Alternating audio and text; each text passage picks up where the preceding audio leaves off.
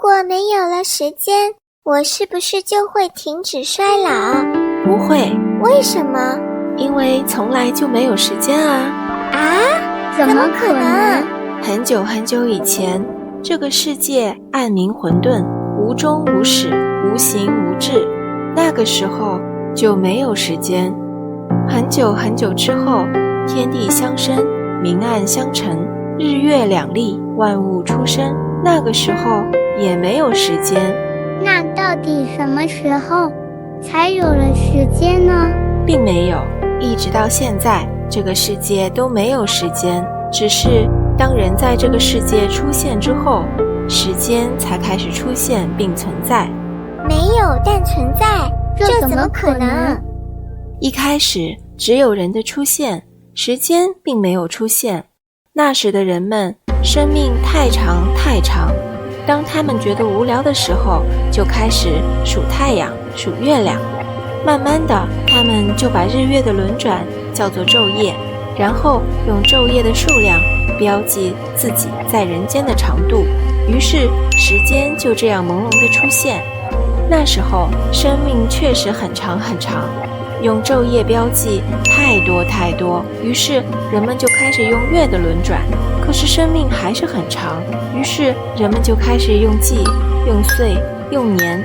虽然生命还是很长很长，但是人们想了想，万变不离其宗，够用就行，于是时间是出现了，但并没有刻进人们的心里。可是一代死一代生，代代死代代生，当人们的心开始发生变化，生命的长度也开始发生变化。不知从何时开始，原本漫长的寿命开始收缩，从出生摸不着死亡的边际，到站在起点就能望见终点。新人们于是逐渐忘记了年岁季月日从哪里来，为什么从那里来，他们无法体会生命的长度，就开始用宽度取代长度，于是日子开始收缩。一个昼夜被分为12时辰，一个时辰被分为2个小时，一个小时被分为60分钟，一个分钟被分为60秒钟。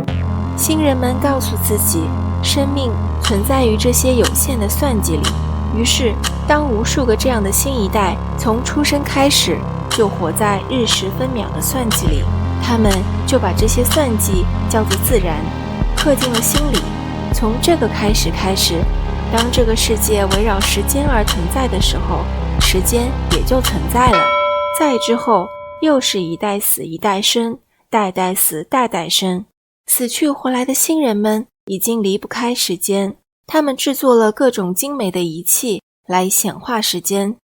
日晷不够精确就用钟表，钟表不够智能就用手机。从早到晚，从这里到那里，从过去到现在，人们告诉自己，时间无处不在。出生有吉日，下葬有吉时，受教育有黄金时期，出个差要调整时区，怀孕有最佳年龄，抗个衰还要在年龄段里划分年龄。如果你不小心错过了某些嫁娶年纪，甚至会被贴上剩余时间不足的标签。就算你精准地活出了最佳时间状态，每年的生日还是会准时提醒你的时间离官方退休年龄还有多少天。当生衰老死都需要用时间衡量，人的一切也就和时间锚定。当时间用来连接人与人的空间，时间也就变成彼此空间的铆钉。6点到了，我就要起床，不是因为我必须起床，而是因为学校要求我8点到。12点了，我要吃饭，不是因为我必须要吃饭，而是因为公司只给我这个午餐时间。18点到了，我要下班，可是我不能下班，不是因为我不想下班，而是因为客户要求的最后期限就在明天。所以当时间成为所有人的共识和标准，活在人群中的你怎么可能不活在时间里？当整个空间围绕时间在运行，时间也就焊死了这个空间。啊，原来如此，没有的是时间，存在的是时间这个概念。是这个意思吗？对，人的意识创造了时间这个概念，然后彼此达成了共识，最后却被自己的意识创造出来的概念束缚、限制、困扰，直到分不清有无。可我还是不明白，如果没有时间的话，为什么我会感觉到时间的流逝呢？因为变化。变化，我的还是别人的？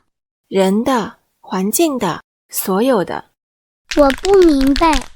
想象一个没有计时器的世界，如果没有了日月的变化，或者太阳永远挂在天上，或者月亮永远停在夜里，你还会感觉到时间的流逝吗？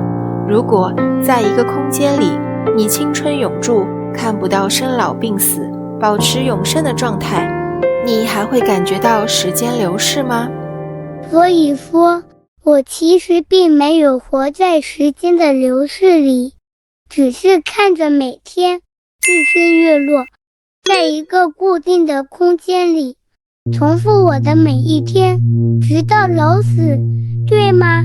对，你感觉到的只有变化而已，自己的变化，别人的变化，内在的变化，外界的变化，这不是时间的流逝，只是这个世界里的变化，人和物的变化，地球的变化，星系的变化，宇宙的变化，每个变化都可以被时间这个概念所标记，但如果没有这个标记，它们依然会变化。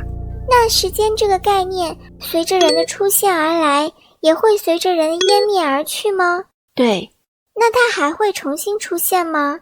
会的，等到下个世界出现，下批人类出现，时间还是会再度出现，只是形式的区别而已。那这不就是说，时间这个概念也会轮回落？对呀。那这个轮回可以打破吗？可以啊，只要所有人都忘记时间，时间也就不存在咯。那如果不能忘记呢？那就掌控时间，做时间的主人，不要活在时间里。那我要怎么掌控时间呢？那你不如好好想想，自己要怎么打破轮回。